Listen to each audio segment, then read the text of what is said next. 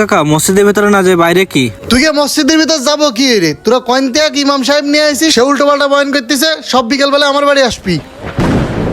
ও চাচা লোক সমাধান তো করলে, তা কি কবা কও। চাচা আব্বা আসতে পারিনি, আমার পাঠাই দিছে। আর কইস কি ওই যদি কোনো ইফতারি ব্যবস্থা থাকে বা গাবলা ফাটা দেবেন বাড়িতে। তোমাকে তো জীবনে খাওয়া আর ডালা ছাড়া আর কিছু নেই।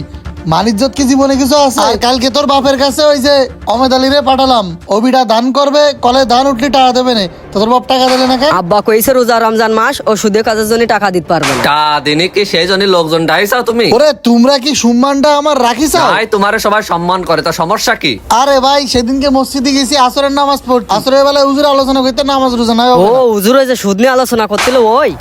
এই সুদ কি মানুষজনের একটু উপকার করি, মানুষজন দান করতে পারে না, 2-10 টাকা দিয়ে সহযোগিতা, ওই দানের পরে টাকা দে, ওই টাকা দিয়ে যদি আমি চাষবাস করতাম তো আমার লাভ হইতো। ভাই তুমি চাইতে না রমজানের মাস, তুমি শেষে দুর্বল হয়ে পারবা না, কি দেখি করবা তাই চিন্তার তো না। তুই ইফতারির পরে হুজুরে ঠান্ডা মাথায় কই দিবি, সেজন্য মসজিদ ছেড়ে আজকালের মধ্যে চলে যাই।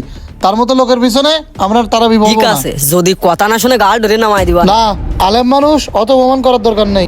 এই ইমাম সাহেব বাইরে আইসো, তোমার ওয়ার্নিং দিলাম তাও গেলে না। কি অবস্থা সভাপতি সাহেব? আপনি কয়েকদিন যেমন মসজিদে আসতেছেন না, অথচ রিপোর্ট পাঠাচ্ছেন আমি যেন মসজিদ থেকে চলে যাই। হই মিয়া, আপনি মসজিদের ভিতরে বসে আমার নিয়ে উল্টো পাল্টা কথা বলবেন, সেটা আমি কি করে মেনে নেব? আপনি কিভাবে এইসব বলেন?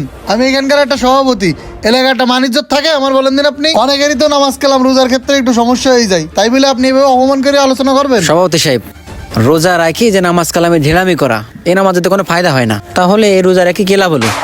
আর আপনি ছাড়া তো এই সমস্যা অনেকেরই আছে, এতে রাগ করার কি আছে? হই মিয়া, আমি কি নামাজ কালামের কথা বলছি নাকি? শোনেন ভাই, টাকাওয়ালা মানুষ 2-10 টাকা এদিক সেদিক করা লাগে, মানুষজনের একটু উপকার করি, তারা খুশি মনে দেয় এক সিস্টেমে, তাই বলে আপনি সেটি নিয়ে মসজিদে আলোচনা করবেন? আর টুকটাক লাভসুদির কারবার কিটা করে না কোনদিন? বর্তমান সমাজে বাড়ি বাড়ি সবাই এই কাজ করতেছে, তাই বলে আপনি আমারে নিয়ে আমি সভাপতি বলে এরকম করে আলোচনা করবেন? আরে ভাই, যার কবরে সে যাবে।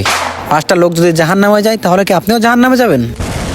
না ভাই, সেটা তো আমি জাতি চাইনি, কিন্তু সমাজে সবাই এরকম করতেছে, আপনি কারণ নিয়ে কথা করছেন না, আমার নিয়ে কথা কেন করছেন? সভাপতি সাহেব, আপনি ভুল বুঝেছেন।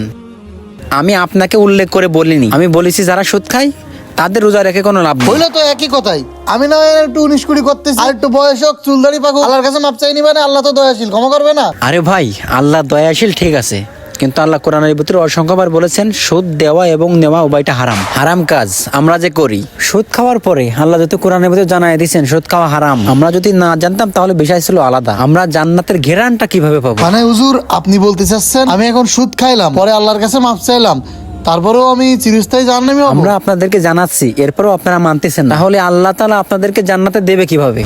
ইমাম সাহেব, আমি আসলে এইভাবে কখনো ভেবে দেখিনি, আসলেই তো এগুলোর কোনো ফায়দা নেই, আমি তো কবরে কিছু